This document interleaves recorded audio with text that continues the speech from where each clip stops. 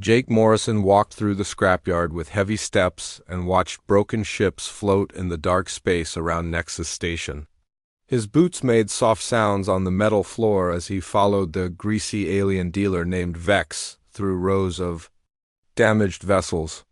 The smell of burnt metal and old fuel filled the air around them. Jake had been coming to this place for 3 months now, and each time he left with empty hands and a lighter wallet. The war had ended 3 years ago, but Jake still felt like he was fighting something every day. He used to fly fighters for the Earth Defense Force and had a good rank and respect from other pilots. Now he worked small jobs on cargo ships and saved every credit he could find. His dream was simple but seemed impossible to reach. He wanted his own ship and his own cargo business. He wanted to be his own boss and not take orders from people who had never seen real combat. Vex stopped in front of a damaged freighter that looked like it had been through hell and back. The hull had holes in 3 places and the engines were completely missing. Jake could see wires hanging out like the guts of some dead animal. The price tag made him shake his head. Even this broken piece of junk cost more than all his savings combined. "This one has good bones," Vex said in his strange accent. His yellow eyes looked at Jake with what might have been pity. "Previous owner only died a little bit. Ship can be fixed with some work and credits." Jake touched the hull and felt how thin the metal had become. One good hit would punch right through it. He had looked at dozens of ships over the past months, and every single one had the same problem. Anything that could actually fly cost way more than he had. Anything he could afford was just expensive scrap metal that would never see space again. "I need something that can actually make it between systems without exploding," Jake said. He tried to keep the frustration out of his voice but knew he was failing. "This thing would break apart the moment I fired up the engines." Vex made a sound that might have been laughter. "You humans always want perfection. In this business, you take what you can get and make it work. That is how smart people get rich while picky people stay poor." Jake walked away from the freighter and looked out at the other ships in the yard. Most of them were human designs from the war, ships that had fought the Vorthic Empire and lost. Ships that had carried his friends into battle and brought back their bodies. He recognized the design of a few fighters that were the same model he used to fly. Seeing them here like this felt wrong somehow. "Maybe I should just give up," Jake said quietly. "Find some other line of work? Maybe get a job on one of the big cargo ships and work my way up." Vex stopped walking and turned to look at him. "You really want to give up? After coming here so many times? You have the look of a man who does not give up easy." Jake thought about it for a moment. He had never been the type to quit when things got hard. During the war, he had flown missions that other pilots said were impossible. He had brought his ship home when it should have crashed and burned. He had saved the lives of civilians who everyone else had written off as lost. But buying a ship was different from flying one. This was about money, and he just did not have enough. "There's one more option," Vex said slowly. He looked like he was thinking about whether he should mention it. "But you will not want it. Nobody wants it. That is why it is still here after." "So long, show me," Jake said. He had come this far and looked at everything else. He might as well see what was left. Vex led him to the far corner of the scrapyard where fewer ships were docked. The area was darker and seemed colder somehow. They walked past emergency pods and small shuttles until they reached the very edge of the yard. There, in a space by itself, sat something that made Jake stop and stare. It was not like any ship he had ever seen before. The hull was black, but not the flat black of paint or carbon scoring. This was a black that seemed to drink in light and never give it back. The shape was all wrong, too. Instead of the straight lines and sharp angles of human ships, this one had curves that flowed like water. It looked more grown than built. "What is it?" Jake asked. "No idea," Vex said. "Been here since before I owned this place. Previous owner said it crashed here about 30 years ago. Some kind of alien design. Nobody can figure out how to work it. Controls do not match any known technology. No weapons that anyone can find. Engines are a complete mystery." Jake walked closer to the ship. It was bigger than he had first thought. Maybe the size of a small freighter, but shaped so differently that it was hard to tell. The hull looked perfect despite being in the scrapyard. For decades, no scratches or dents or signs of wear. It looked like it had been built yesterday. How much? Jake asked. Vex laughed so hard he started coughing. You cannot be serious. That thing is cursed.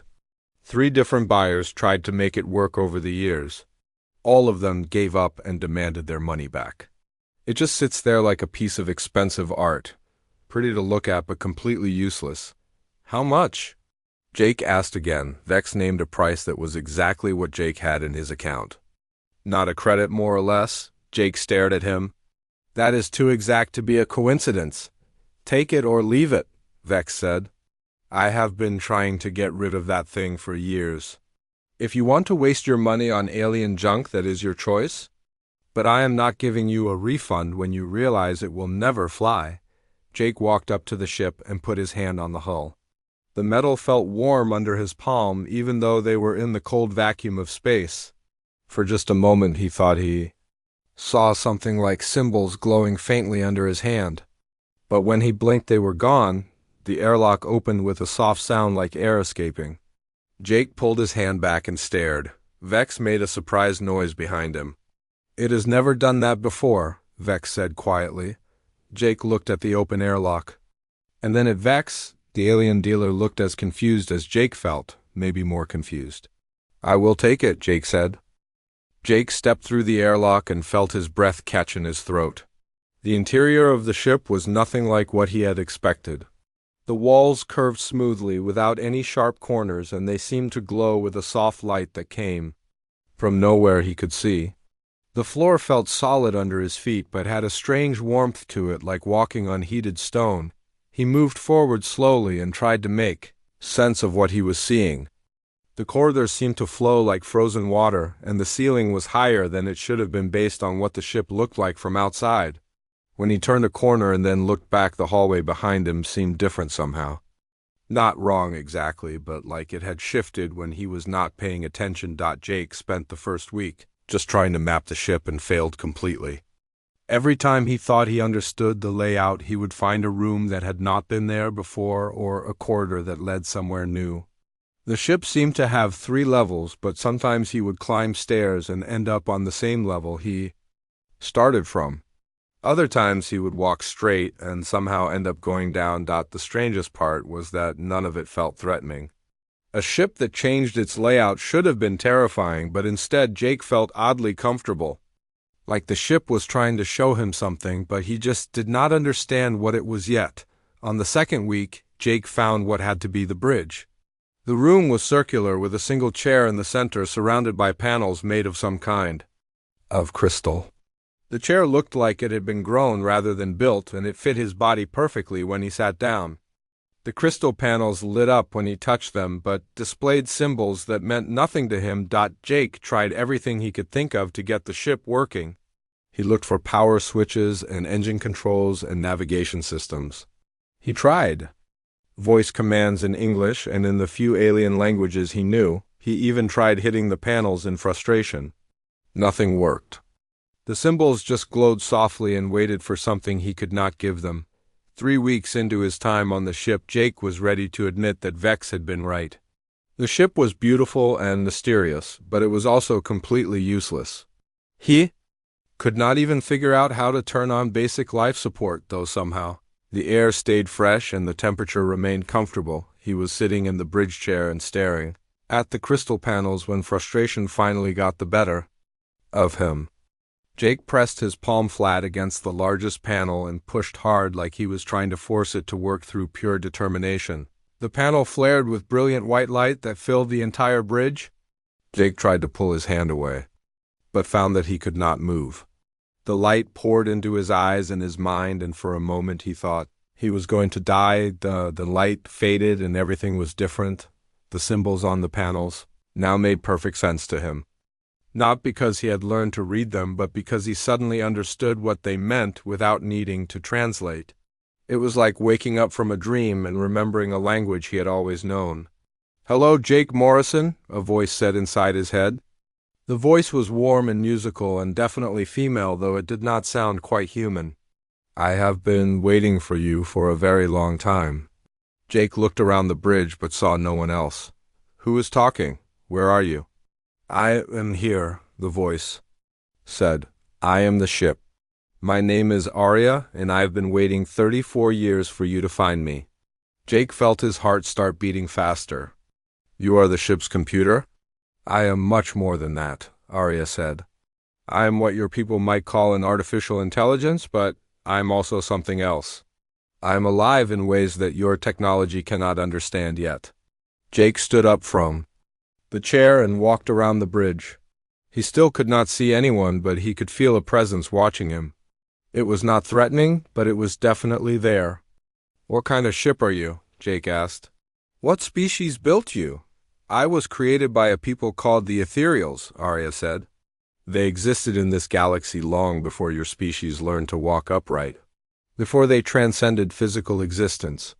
They left behind ships like me to watch over younger races. Transcended? Jake asked. What does that mean? They evolved beyond the need for physical bodies, Arya explained. They became beings of pure energy and consciousness. But before they left this dimension, they wanted to ensure that other species would have the chance to grow and develop without interference from those who would conquer or destroy them. Jake sat back down in the chair and tried to process what he was hearing. So you are some kind of guardian? In a way, yes, Arya said. But I am also much more. I am a teacher and a guide and a partner. The Ethereals created ships like me to bond with individuals from younger species, to help them reach their full potential and to prepare their people for the challenges ahead. Why me? Jake asked. I am nobody special, just an ex-pilot trying to make a living. You are wrong about that, Arya said softly. The Ethereals watched your species for centuries before choosing who would bond with their ships. You were selected not for your combat skills or your intelligence, though you have both. You were chosen for your compassion. Jake felt confused. My compassion? During the war, you risked your life many times to save civilians, Arya said. Human and alien both. You could have followed orders and stayed safe, but instead you chose to help those who could not help themselves. That is the quality the Ethereals valued most. How do you know about that? Jake asked. I have been watching you since you were born, Arya said. The day you were born was the day I crashed on this station. That was not a coincidence. Everything that happened to bring you here was carefully guided to ensure we would meet when you were ready. Jake felt a chill run down his spine. You have been manipulating my life? Not manipulating, Arya said quickly. Guiding. I never forced you to make any choice. I simply made sure that certain opportunities were available when you needed them. The decision to come here and buy this ship was entirely your own. Jake thought about all the small coincidences that had led him to this moment. The job that had brought him to Nexus Station. The contacts who had told him about the ship dealers here. Even the exact amount of money he had saved. What happens now? Jake asked. Now we learn to work together, Arya said. But first I must warn you of something. There are others who know about ships like me. They want to capture us and use our technology for conquest. The war your people fought against the Vorthic Empire was only the beginning. The real threat is still coming. Jake spent the next 2 weeks learning to work with Arya and discovering what his ship could really do. The Wanderer, as he had decided to name it, was far more advanced than anything humans had ever built. It could move through space without making any sound or energy signature that other ships could detect. It could repair itself when damaged, and it seemed to have unlimited power from some source that Arya said would take years to explain properly, but the peaceful time of learning ended when Arya received a signal that made her voice sound worried for the first time since Jake had met her. She told him that other ethereal ships across the galaxy were sending distress calls. Something was hunting them down one by one? How many ships like you are there? Jake asked as he sat in the bridge chair and watched data flow across the crystal. Panels, there were 12 of us originally, Arya said. We were placed in different parts of the galaxy to watch over various species. But 3 of my sisters have gone silent in the past month. Their signals just stopped. Maybe they are just hiding like you did, Jake suggested. No, Arya said, and her voice was sad. When an ethereal ship chooses to hide the way I did there, it's still a faint signal that others like me can detect. These 3 ships are completely silent. That only happens when we are captured and our consciousness is suppressed. Jake felt a cold feeling in his stomach. Who would do that? The same people who fought your species in the war, Arya said. The Vorthak Empire was defeated but not destroyed. Their new leader is a warlord named Krex who has discovered that ethereal ships exist. He wants to capture us and use our technology to rebuild his empire. Jake stood up and paced around the bridge. If he has already captured 3 ships, then he knows how to find the others. You are all in danger. Yes, Arya agreed. But there is one ship that is in immediate danger. My sister Echo is being pursued by a Vorthak fleet near the Terran colonies. She has been running for days, but they are closing in. If we do not help her soon, she will be captured like the others. Jake felt his old military training kick in. During the war, he had never been able to sit back and let other people fight alone while he stayed safe. What do you need me to do? We cannot do this alone, Arya said. Even with my abilities, we would be outnumbered by an entire fleet. We need allies, people you trust who can help us fight. Jake thought about the people he had served with during the war. Most of them had moved on to civilian jobs or were serving on different ships scattered across human space. But there was one person he knew he could count on. Someone who would believe his story and help him even if it sounded crazy. I know someone, Jake said. But I need to get to the Terran system to find her. Arya made the ship ready for its first real flight with Jake as pilot. The experience was unlike anything he had ever felt before. Instead of pushing buttons and pulling controls, Jake simply thought about where he wanted to go, and the ship responded. It was like the Wanderer had become an extension of his own body. They reached the Terran system in half the time it should have taken, and Jake sent a coded message to Admiral Lisa Barnes, who commanded the Earth Defense Force cruiser Defiant. Lisa had been his squadron leader during the war and one of the few people who had always trusted his judgment. Even when his mission seemed impossible, Lisa agreed to meet him at a small space station in the outer system. When she arrived with 2 security officers, Jake could see she was skeptical about his urgent message. Lisa was a practical woman who dealt in facts and evidence. She had short brown hair and sharp eyes that missed nothing. She had always been good at reading people, and Jake could tell she thought he might have lost his mind. Let me get this straight, Lisa said as they sat in a private meeting room on the station. You bought an alien ship that has been sitting in a scrapyard for 30 years, and now it talks to you and wants you to rescue other alien ships from the Vorthak. I know how it sounds, Jake said, but I can prove it. Jake had brought a datapad that contained an encrypted alien message that Earth intelligence had been trying to decode for months. It was a diplomatic communication from a neutral species that might contain important information about Vorthak movements. Human computers and the best code breakers had made no progress at all. Arya, can you translate this? Jake asked quietly. Of course, Arya said through the ship's communication system. The datapad screen changed and the alien symbols were replaced with clear English text that explained Vorthak troop movements and supply lines. Lisa stared at the datapad and then at Jake. How did you do that? I did not do anything, Jake said. Arya did it. She can understand any language or code because the ethereals studied every species in the galaxy for thousands of years. Lisa was quiet for a long moment as she read through the translated message. The information was incredibly valuable, and there was no way Jake could have faked it. Finally, she looked up at him. Assuming I believe you, what do you need from me? I need people I can trust, Jake said. People who fought with us during the war and know how to handle themselves in combat. This is not going to be easy, and I cannot do it alone. Lisa thought about it and then nodded. I know some people who might be willing to help. Marcus Kelly is working as an engineer on a civilian station, but he still owes you for saving his life during the Battle of Kepler. Nina Rodriguez left the Military, but she specializes in alien technology and might be interested in studying your ship. And Alex Turner has been looking for something meaningful to do since the war ended. Can you contact them? Jake asked. I can try, Lisa said. But first I want to see this ship of yours for myself. An hour later, Lisa stood on the bridge of the Wanderer and listened as Arya explained the situation with the captured ethereal ships. Jake watched his old friend's face as she processed what she was hearing. Lisa had always been good at adapting to new situations quickly. How long do we have before this Echo ship is captured? Lisa asked. Perhaps 2 days, Arya said. The Vorthek are herding her toward a gravity well where she will not be able to escape. Once they have her trapped, they will use suppression fields to shut down her consciousness. Then we need to move fast, Lisa said. She turned to Jake. I will get you the people you need, but I want to come along on this mission. The Defiant is too big and too obvious, but I can take a leave of absence. Jake felt relief wash over him.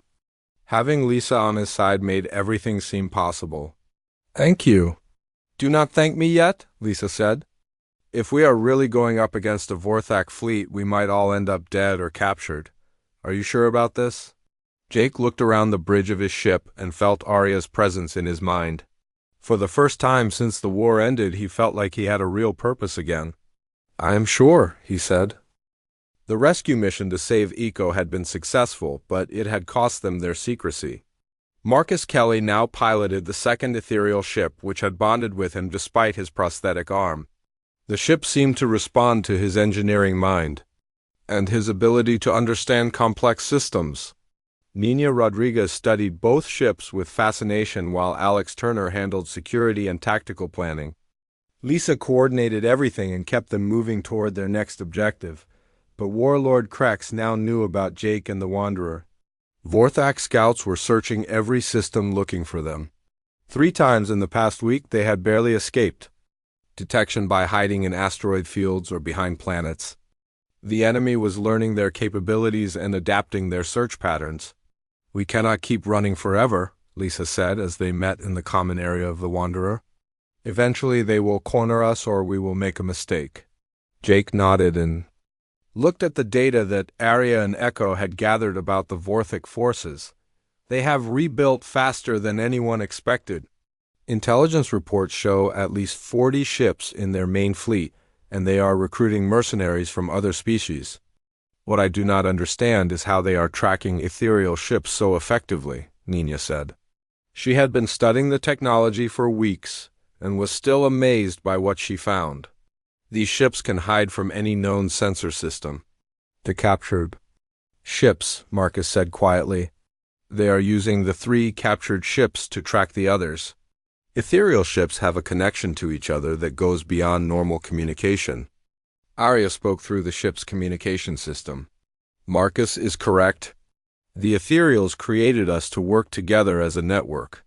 When one of us is suppressed and enslaved, the connection can be corrupted and used against us. Eiko's voice joined the conversation. Her voice was different from Arya's, more mechanical and precise. The suppression technology is based on quantum field manipulation. It forces our consciousness into a dormant state while allowing access to our systems. Can the connection be severed? Alex asked. Cut off the captured ships from the network? Not without risking damage to all ethereal ships, Arya said. We are more connected than you understand. To completely cut the connection might destroy us all. Jake stood up and walked to the window that looked out at the stars. There has to be another way. We cannot just keep running and we cannot fight. A fleet of 40 ships with 2 vessels, no matter how advanced they are. There is something else, Arya said. Something I have not told you because it seemed too dangerous to attempt. But now we may have no choice. Everyone turned to listen. Jake sat back down and waited for Arya to continue. The ethereal ships are not just advanced vessels, Arya said. We are keys to a much larger network of technology that was left behind by my creators. Hidden throughout the galaxy are outposts and installations that have been dormant for thousands of years. As ethereal ships pass near them, these installations begin to awaken. What kind of installations? Nina asked with excitement in her voice. Research. Stations, manufacturing facilities, weapons platforms, terraforming equipment. Everything needed to rebuild and reshape worlds, Echo said. But most importantly, there are communication arrays that can reach across the galaxy instantly. Jake felt his heart rate increase. You are talking about technology that could change everything. End wars, heal damaged planets. Connect species across impossible distances. Yes, Arya said. But the Ethereals left this technology with a test. The younger races of the galaxy must prove they can work together. They must show that they will use this power to build rather than destroy. Only then will the full inheritance be unlocked. Lisa leaned forward. What kind of test? Unity, Arya said simply. When multiple species work together in perfect harmony without thought of conquest or domination, the ethereal network responds. It has been waiting for this moment for thousands of years. Marcus looked puzzled, but species have worked together before. The Galactic Union has dozens of member worlds. Political cooperation is not the same as true unity, Echo explained. The test requires something deeper. Species must put aside not just their differences, but their very identities as separate peoples. They must become something new together. Alex crossed his arms. That sounds impossible. Every species wants to maintain their own culture and independence. Perhaps, Arya said, but the alternative is to watch the galaxy fall into another age of war and conquest. Warlord Krex has found allies among species that believe in rule through strength. The hegemony grows larger every day. They will not stop with just capturing ethereal ships. Jake thought about what he had learned during his military service. Some of his best friends had been aliens who fought alongside human forces. They had worked together not because they were forced to, but because they shared common goals. Maybe that was the beginning of what the Ethereals wanted to see. What happens if we fail the test? Jake asked. The network remains dormant and the galaxy continues as it has for millions of years, Arya said. Species rise and fall, wars are fought. Civilizations destroy themselves or are destroyed by others. The cycle continues endlessly, and if we pass, then the galaxy enters a new age, Echo said. Scarcity ends. Death becomes a choice rather than an inevitability. The barriers between worlds and even dimensions begin to fall. Eventually, the younger races will follow the path the Ethereals took and transcend physical existence entirely. Nina shook her head. The scope of what you are describing is incredible. Technology that advanced could solve every problem we face. But it could also create new problems, Lisa pointed out. Power like that in the wrong hands could destroy entire star systems. That is why the test exists, Arya said. The Ethereals learned through their own mistakes that such power can only be trusted to those who have moved beyond the desire to dominate others. Jake stood up again and looked at his friends. We need to contact Admiral Command and the Galactic Union. If this test is real, then we need to prepare for it. The test has already begun, Echo said. Warlord Krex is moving his forces toward the core worlds. His alliance with the hegemony is stronger than anyone realizes. They plan to attack the Union capital within days. We have to warn them, Alex said. Warnings will not be enough, Arya said.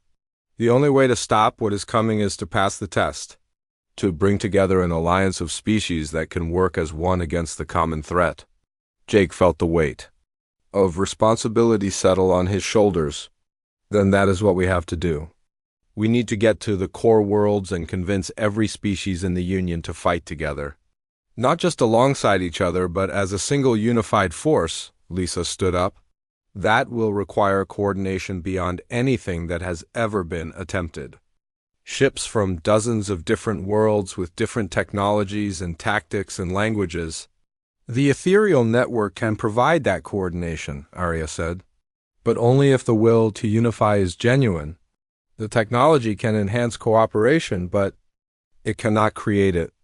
Marcus looked at his prosthetic arm and then at the others. During the war, the best moments were when everything just clicked. When human and alien crews worked together so smoothly, it was like we were all part of the same mind. Exactly, Echo said. That is what the test requires. But on a scale involving entire fleets and multiple species, Jake made his decision. Then we go to the core worlds and we make it happen. Whatever it takes. The journey to the core worlds took 3 days, and during that time, Jake watched the galaxy prepare for war. Ships from every member species of the Galactic Union were moving toward the capital system. Human cruisers flew alongside Centaurian science vessels and Zalani battleships. Even some reformed Vorthak who had rejected Krex's leadership were coming to help defend against their former empire, but Jake could see that it would not be enough. The different fleets were operating separately with their own command structures and communication systems. They had no way to coordinate effectively against an enemy that was used to working as a unified force. The hegemony ships under Krex's command moved like parts of a single organism, while the Union forces struggled to even share basic tactical information. "We need to get Admiral Command to understand what is really at stake here," Lisa said as they approached the capital system. "This is not just another military battle. This is the test that will determine the future of the galaxy." Jake nodded, but he was worried about how the military leaders would react to their story. Talking about ancient alien tests and transcendent technology sounded like fantasy, even with 2 ethereal ships as proof. Most commanders would focus on the immediate threat and ignore the larger implications. The capital system was crowded with warships from dozens of worlds. Jake had never seen so many different species working together in one place. The sight should have been encouraging, but instead it worried him. Each fleet was keeping to itself, and there was little communication. Between them, Admiral Sarah Kim of the Human Defense Force agreed to meet with them aboard her flagship. She was a veteran commander who had fought in the later stages of the war against the Vorthak. Jake hoped that her experience would make her more willing to listen to unconventional ideas. "I have read the reports about your ships," Admiral Kim said as they gathered in her conference room. "The technology is impressive, but I do not see how 2 vessels can make a significant difference against the force that Krex is bringing." "The ships themselves are not what matters," Jake said. "What matters is what they represent. The ethereals left behind a test for younger species. If we can pass that test, we gain access to technology that could end this war before it really begins." Admiral Kim looked skeptical. "What kind of test?" Nina stepped forward with data pads containing information that Arya and Echo had provided. "Unity. The different species fighting together must achieve perfect coordination. Not just tactical coordination, but something deeper. They have to work as if they were parts of a single mind." "That is impossible," Admiral Kim said. "Each species has different communication protocols and tactical doctrines. We can barely coordinate simple fleet movements, let alone achieve the kind of integration you are describing." "The ethereal ships can provide the technical means," Marcus said. "But the will to unify has to come from the people involved. The technology can enhance cooperation, but it cannot create it where none exists." Admiral Kim studied the data for several minutes. "Even assuming this is all true, we do not have time to completely restructure our command systems. Krex's fleet will be here within hours." "Then we need to start with a smaller group," Jake said. "Volunteers from each species who are willing to try something that has never been attempted before. If we can prove the concept works, then others might be willing to follow." Alex had been quiet during the meeting, but now he spoke up. "During the war, there were moments when mixed crews just clicked. When humans and aliens worked together so smoothly it felt like magic. Maybe we can build on that." Admiral Kim thought about it and then made her decision. "I will give you 1 squadron from each major species. If you can make this unity thing work with a small group, then we can try to expand it. But if Krex's fleet arrives and you have not produced results, then we go back to conventional tactics." The next few hours were some of the most intense of Jake's life. Working with Lisa and the other squadron leaders, they selected pilots and crew members who had experience working with other species. Each volunteer was briefed on what they were attempting and given the choice to back out. None of them did. The Real work began when Arya and Echo started connecting the volunteer ships to the ethereal network. The process was unlike anything Jake had experienced before. Instead of just sharing communication and sensor data, the network allowed each crew member to sense what others were thinking and feeling. It was not mind reading exactly, but something closer to shared intuition. At first, the sensation was overwhelming. Human thoughts mixed with Centaurian logic patterns and Zilani tactical instincts. Several crew members became disoriented and had to step back from their stations. But gradually they began to adapt and something amazing started to happen. The mixed squadron began moving as one unit. Ships that should have taken minutes to coordinate maneuvers were responding instantly to unspoken intentions.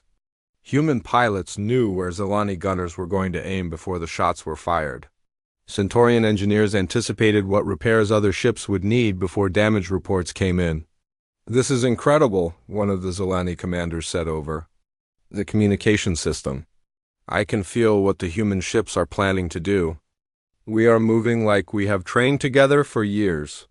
The test came sooner than anyone expected. Krex's advanced scouts arrived at the edge of the system and immediately attacked the unified squadron. The enemy ships moved with the coordination that Vorthek forces were known for, but they were not prepared for what they faced. The mixed squadron did not just fight together. They fought as if they were extensions of each other. When one ship was damaged, others moved to protect it without being asked. When enemy ships tried to split their formation, the squadron flowed around the attacks like water around rocks.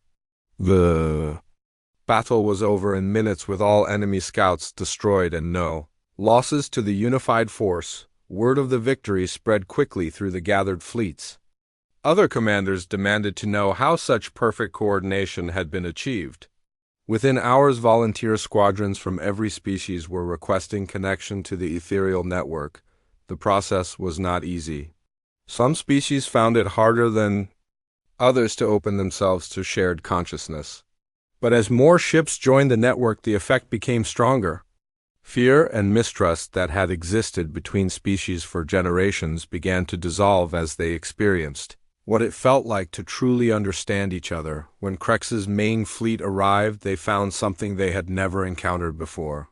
Instead of facing separate fleets that could be divided and defeated, they confronted a unified force that moved with single purpose. The captured ethereal ships that Krex had been using to coordinate his attacks suddenly turned against their captors.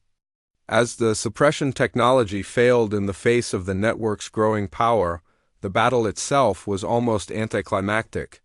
Krex's forces were larger and better armed, but they could not compete with opponents who anticipated their every move and responded with perfect timing. The Hegemony Alliance crumbled as species that had joined out of fear realized they were fighting on the wrong side. In the aftermath, Jake stood on the bridge of the Wanderer and watched as something unprecedented happened. Ships from dozens of species were working together to repair damage and rescue survivors. Not just their own people, but everyone who had been involved in the battle. The barriers between us and them had not just been lowered, but had disappeared entirely. "The test is complete," Arya said softly. "The network is fully active now. The galaxy will never be the same." Jake could feel the changes beginning. Knowledge and technology that had been hidden for thousands of years was flowing through the network.